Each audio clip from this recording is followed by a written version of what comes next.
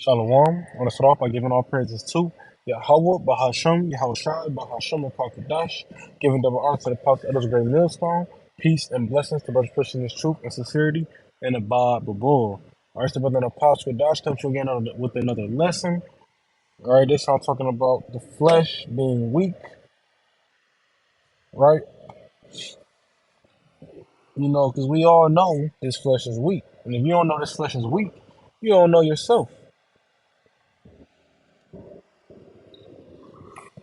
All right, because it's the spirit that quickeneth. The spirit is the strong part, right? Because we are the soul, you know, that's inside. The flesh is just a vessel, right? It says, this is Matthew 26 and 41. Watch and pray that ye enter not into temptation, but the spirit indeed is willing, but the flesh is weak. All right, so you definitely want to pray that you don't enter into a too hard situation or something. You just want to pray for better situations in your life, right? Like everybody else, but it's how you word it, right? You want to pray that when you are tempted, you can overcome. You want to pray that you're not tempted with certain things, and the temptation is still going to be there, but it's just going to not tempt you. You know what I mean? Because you ask something the Lord to show you. You know, like you might see a fucking Wendy's burger, but showing you fast food. You like, man, I'm hungry as hell, and you get tempted to eat it. Now you pray like, Lord, please don't let that situation happen again.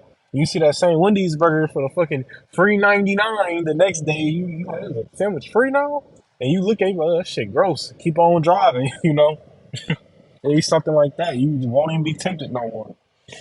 Why? Because before the flesh was weak. The flesh still is weak, but in that situation, the flesh was weak. Why? Because you was tempted. You wanted it. You ate it. The burger. It was That's what it was. Same thing with sin. With sin, when you gotta have a certain weakness towards a certain sin, because different people deal with different things. It tends to fuck with your flesh way more. Whether it be your mindset, like you might be somebody who what's it? We don't use the Sabbath. You might be someone who worked out a lot, right? You might work out 7 days a week, but you might not work out on the Sabbath because the sun go down and you'll work out. Okay, well, sundown, now I can work out, right? Or it ain't the Sabbath yet because the sun ain't go down. You might do it like that, and you know nothing wrong with that as long as you don't work out in those 24 hours of the Sabbath.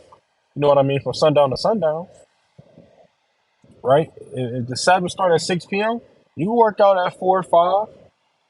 But 5:45, you should be getting up out of there. All right. The sun go down at 6 p.m. You probably shouldn't work out till 6:15 just because you don't want to you don't want to be working out on the Sabbath. Right. All right. And I'm just getting used an example for this, but you don't want to be putting yourself in certain situations. Basically, what I'm getting at.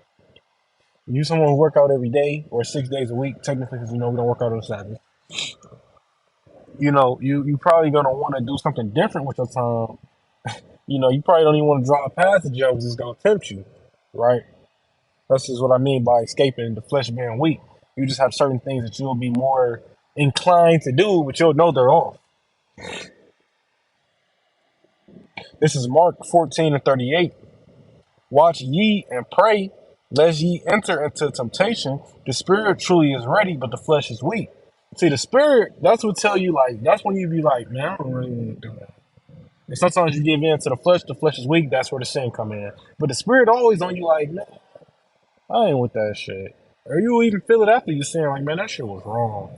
Right? I ain't need to be doing that. Right? That's how it happens.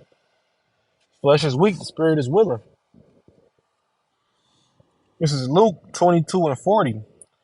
And when he was at the place, he said unto them, pray that you enter not into temptation. And you see all these scriptures going into temptation. He was using the word temptation, right?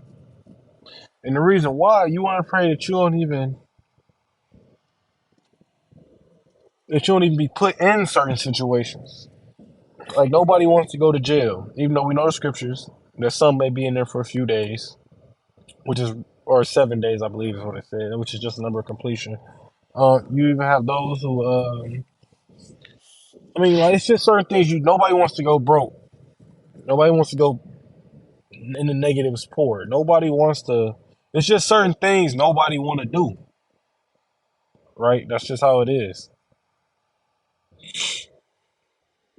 But sometimes you got to go through them. But you want to pray that it's just certain things you avoid.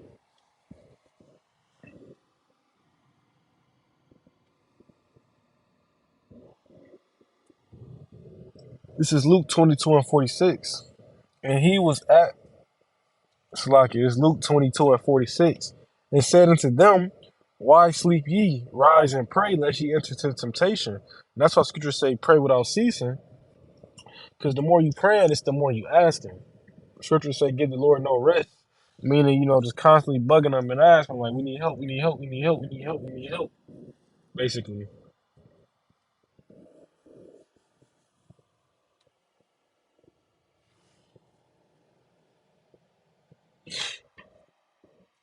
All right, this is Ephesians 6:18.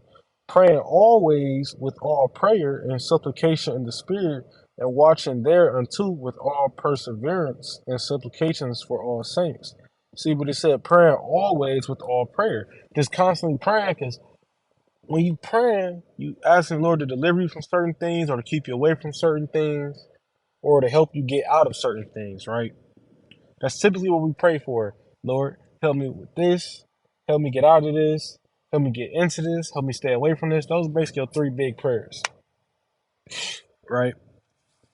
And when you praying,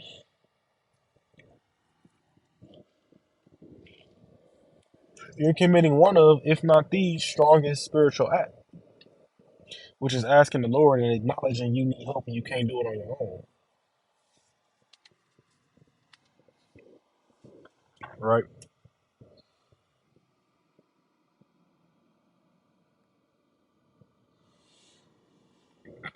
This is Galatians 5:17.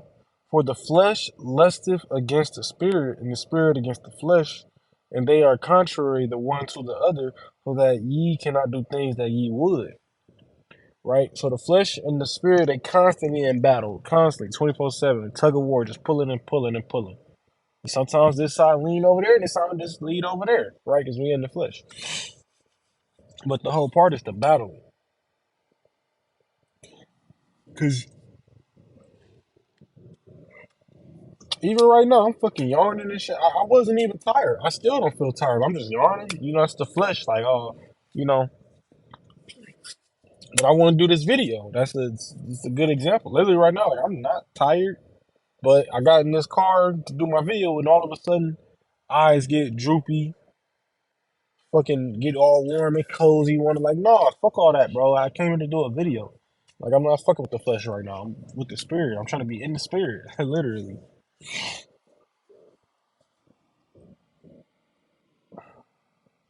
This is Galatians 5:16. This I say then, walk in the spirit, and ye shall not fulfill the lust of the flesh. If you in the spirit, the flesh not gonna really fuck with you like that. Of course, you're gonna always battle it, but somebody who just all into the flesh, basically being carnal, because flesh is carnal, they're gonna die. They're gonna fall into the ways of the wicked, because the flesh, oh my, the flesh gonna lead you so far off. But the spirit is always tuned in with what the Most High saying. The spirit gonna tell you like, man, no, maybe we shouldn't do that. Maybe I shouldn't do that. That ain't really wise. The flesh gonna say, hey, fuck it. Why not?